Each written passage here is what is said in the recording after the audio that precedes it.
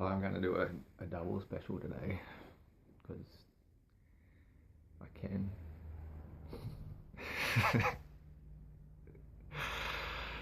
It's so much double meanings. I'm trying to behave myself, so I just had a story I gotta share because I should wait till I'm feeling a bit more inspired so I get this one right. But here it goes. I'll start.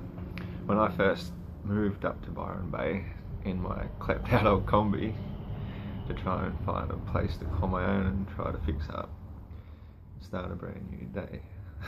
It's true. It's a true story. Yeah, I loved the place. I was really attracted to it. The easternmost point of Australia had a beautiful spiritual ring to it for me, which I was seeking in my life. The easternmost point, the lighthouse, it was the place I wanted to spend my 22nd birthday, so I did.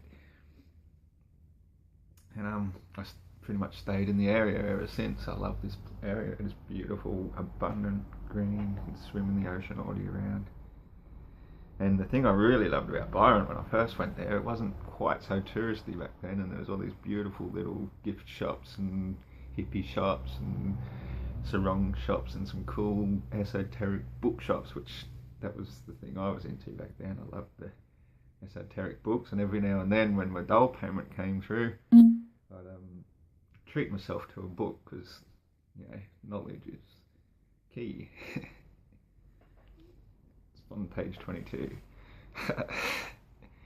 So anyway, I'm in this beautiful little bookshop, and I was the only other customer. There's one customer in there sitting at the counter because there's a friendly little bookshop, and the gentleman behind and this lady were having a conversation, and I wasn't really listening because I was looking for a book to read, something that I hadn't read before, get some new enlightened information.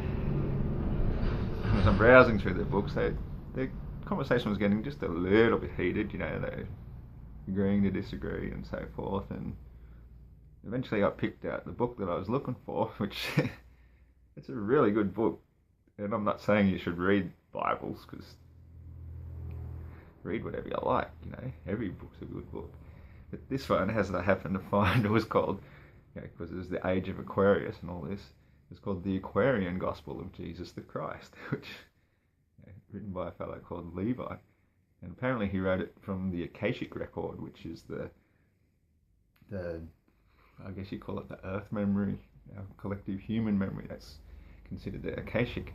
So in other words, he could have been making it up out of thin air, or he could have really been onto something. He could have been actually taking it from the Akashic record. And anyway, I always suffer from divine timing. It's part of my birthright, I guess. And then I can't even remember which one was asking it. The conversation was getting quite heated. And then they go, well, what is divine love? What is divine love? Scrap that. That wasn't divine love. What is unconditional? What is unconditional love?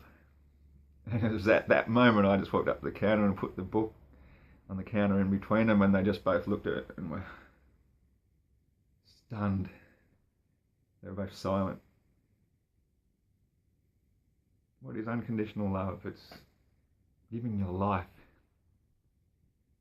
in service to others.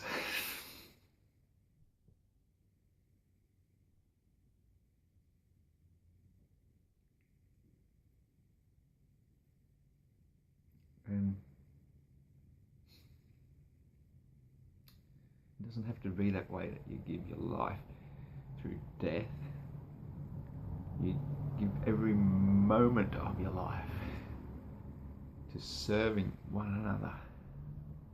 That is how you serve God.